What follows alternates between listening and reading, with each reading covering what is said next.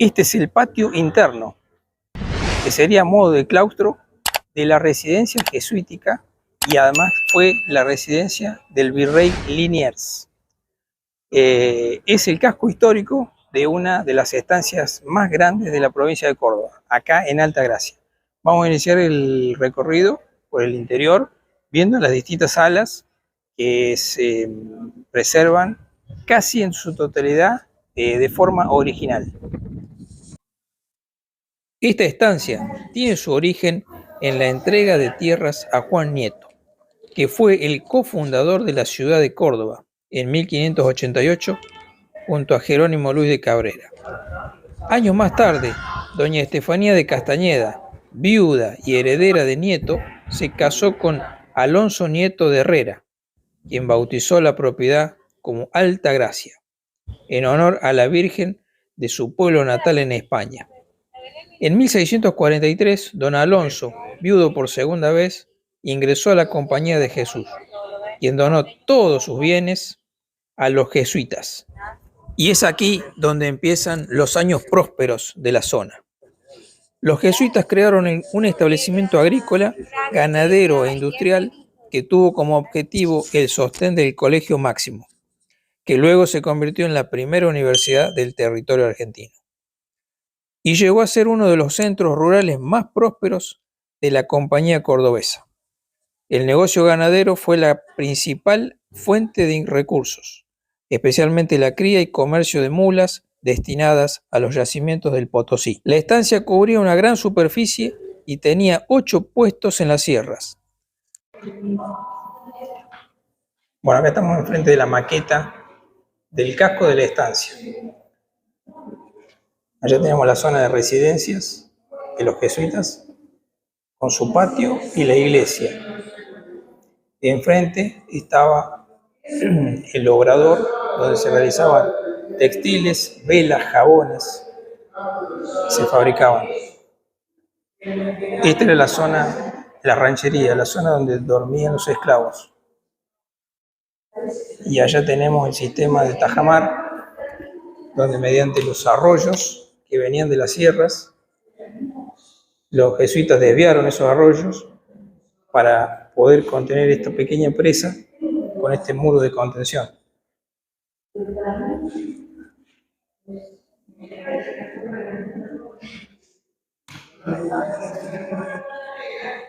Debajo de este muro hay unos canales por donde venía el agua a presión y acá adentro funcionaba el molino. Y luego por desnivel seguían las acequias hacia las huertas para regar. Allá detrás de la residencia, un gran patio, y al final allá la herrería, donde los esclavos forjaban todas las herramientas de hierro, herraduras, herramientas agrícolas y todo lo que era herraje para las casas.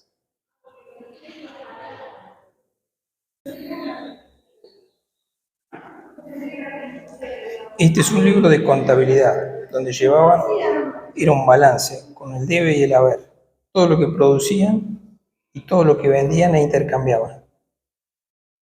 Está todo registrado desde la época de 1600 hasta que tuvieron que abandonar esta estancia.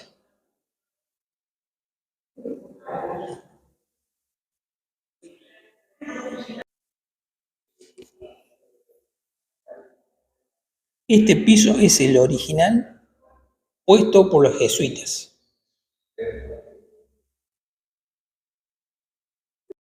Esta gran sala, que funcionó como comedor en la época en la que Liniers era el dueño de esta estancia, está dedicada a contar la vida de este prócer. Nacido como Jacques de Liniers y Bremont, fue un destacado militar y administrador colonial en la historia argentina.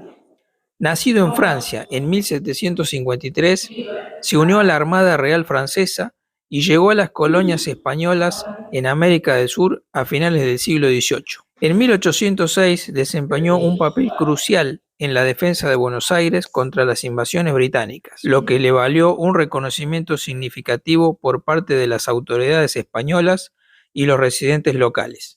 Tras la retirada británica, Liniers fue nombrado virrey del Río de la Plata en 1807, asumiendo el cargo en medio de una época de agitación política y conflictos internos. Su administración se caracterizó por intentar reconciliar las tensiones entre los diferentes grupos sociales y políticos de la región, así como por su gestión económica prudente. Uno de los aspectos más destacados en la vida de Liniers fue su relación con esta estancia, la cual adquirió y la convirtió en su residencia durante su mandato como virrey. Durante su tiempo en Altagracia, Liniers se dedicó a la gestión de sus tierras y al fomento de la agricultura y la ganadería en la región. También utilizó la estancia como un lugar de descanso y reflexión, alejado del bullicio de la vida política en Buenos Aires. Su presencia en estas tierras contribuyó al desarrollo económico y social de la zona, así como a su creciente importancia como centro de actividad colonial. Sin embargo, la carrera de Liniers llegó a un abrupto final en 1809, cuando fue depuesto como virrey de un golpe de estado liderado por criollos descontentos con su administración. Fue arrestado y posteriormente ejecutado en 1810 en el contexto de los eventos que llevaron a la Revolución de Mayo a la independencia de Argentina.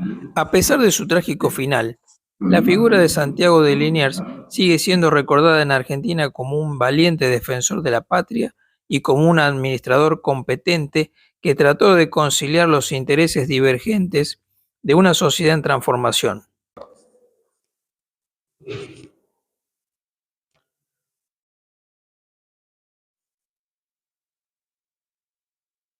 Acá estamos en la antecocina, que tenía una función de ser un espacio entre el comedor, que vimos recién, y la cocina.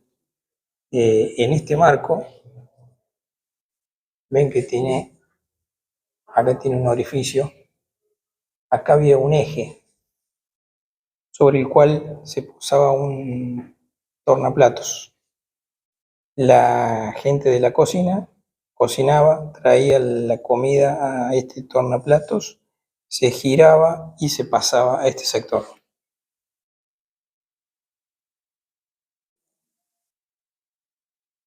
Y acá vemos una muestra de la vajilla de la época que usaban. Vajilla de origen europeo que se usó en la época de Liniers, ya digamos la época más moderna de esta estancia, el cual le hizo varias modificaciones a la vivienda eh, para tener más comodidades. Por ejemplo, los jesuitas cocinaban afuera, tenían, digamos, baños y cocina afuera. Y Liniers trajo toda una idea más europea, entonces implementó la cocina dentro. Esta sería una cocina típica de la época. Y acá tenemos ya un gran fogón adentro, con los utensilios, ollas, grandes ollas de hierro, y fundamentalmente de hierro y cobre, que usaban en esa época. Acá vemos un mortero para poder fabricar la harina o la molienda de otros granos. Tenemos una mesa, una silla típica de la época, donde el asiento es de cuero. Una batea para para amasar la masa. Y esto es un gran filtro para potabilizar el agua. Esto es una vasija de roca sedimentaria que tiene una especie de filtros adentro, todo natural, ¿no? Entonces eso se llena con agua y por filtración, gota a gota, se va llenando esta vasija con un agua ya apta para consumo.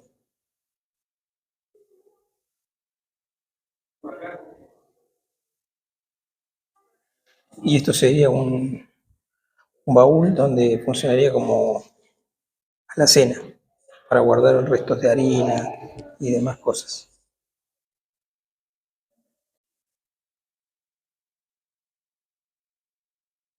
Bueno, este sería el patio trasero. Estamos detrás de la residencia.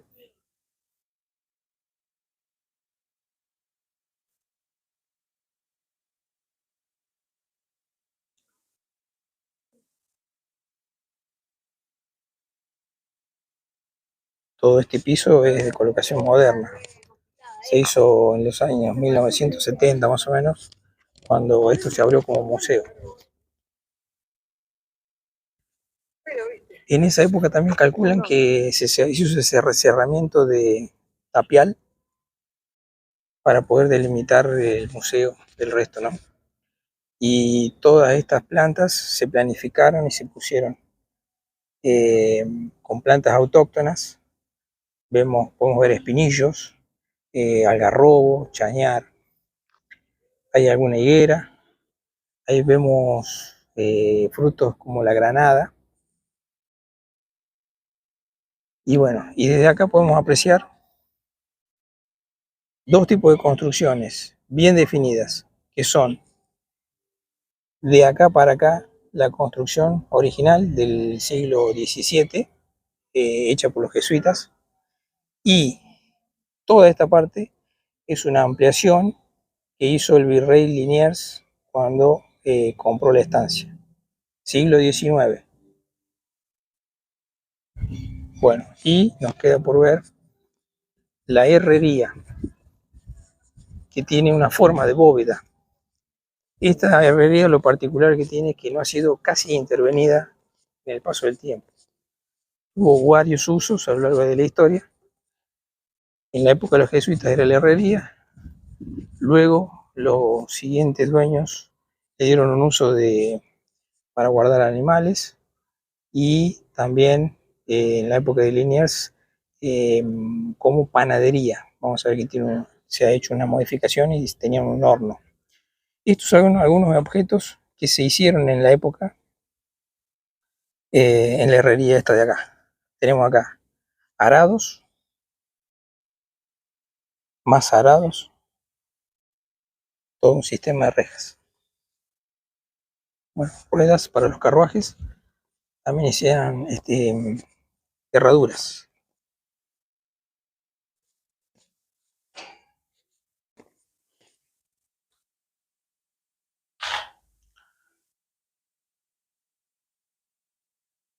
La construcción es en forma de bóveda, y en esa época la herrería funcionaba con un fuelle, con un gran fuelle que inyectaba aire para avivar el fuego, calentar el metal y darle forma con estos instrumentos.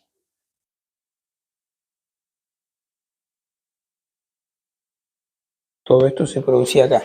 Dicen que esta estancia se especializaba en lo que era herrería. Había otras estancias que se dedicaban a otras cosas, ¿verdad? Pero esta fundamentalmente destacó en lo que era herrería. Y bueno, toda esta mano de obra era esclava. Los jesuitas le dieron los primeros indicios del oficio y ellos se fueron perfeccionando. Aparentemente en esta estancia había al menos 3 jesuitas. Uno que era el encargado de la administración, otro que era el encargado de la iglesia y de la evangelización, y otro era a modo de ayudante. A su vez tenían personal que los ayudaba, y se calcula que más o menos había unos 290 o 300 esclavos en esta estancia, a cargo de estos 3 jesuitas. Entonces yo me preguntaba cómo hacía para que ese gran grupo que tenían a cargo de esclavos no se amotinara o no se escapara. Y bueno, me dicen acá que eran muy estrategas y eran muy carismáticos los jesuitas. Entonces, para que no se amotinaran o no se escaparan, ellos usaban, digamos, trabajaban mucho con las familias, dejaban tener a todos sus familiares Entonces, cuando se tenían que ir a las siguientes postas, no se escapaban, porque la familia permanecía acá en el lugar. Además, la sensación de tener un techo y comida hacía que no se escaparan. De esa manera, los jesuitas controlaban digamos, a los esclavos en esta zona.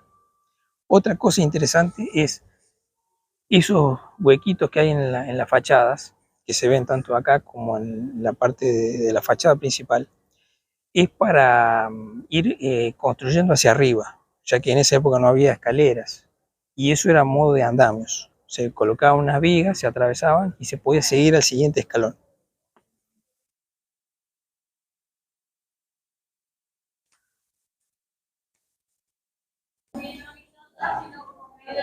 Otro punto importante en la construcción es que esto fue diseñado, toda la construcción, con estas grandes arcadas, y fíjense que desde cualquier punto donde nos pongamos podemos ver, tenemos una amplia vista y podemos ir controlando qué es lo que está pasando. Lo podemos ver desde acá. Tenemos una amplia vista hacia lo que era el obraje, la ranchería. En aquel sector estaba la ranchería. También tenemos para aquel lado toda la vista. Y desde ese sector tenemos toda vista al Tajamar, ya el sector de Molino, que estaría en aquel sector, y tenemos vista a lo que serían las huertas. Así que desde este modo, alrededor de la construcción teníamos vista para todos lados y podíamos tener un control de lo que estaba pasando. Bueno, y este es el edificio del obraje. Todavía se conserva el edificio. Desconozco si está en uso o está abandonado, pero en este edificio se producían velas, jabones, textiles, cosas que usaban en la misma estancia y que hacía a la autosustentabilidad de la estancia.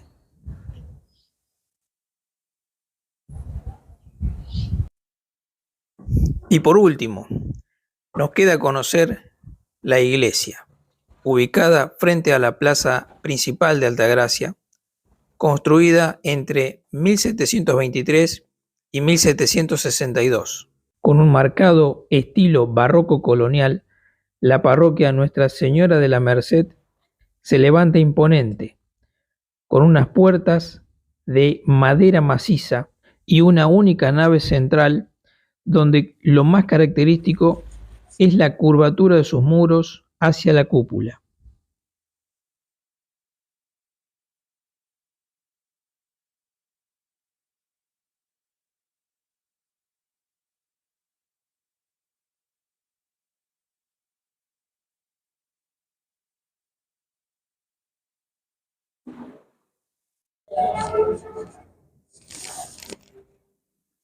Si llegaste hasta esta parte del video, si te gustó el video, si te pareció interesante, no te olvides de dejar un me gusta y de suscribirte a mi canal. Yo me despido y nos vemos en un próximo video con otro viaje aún más interesante.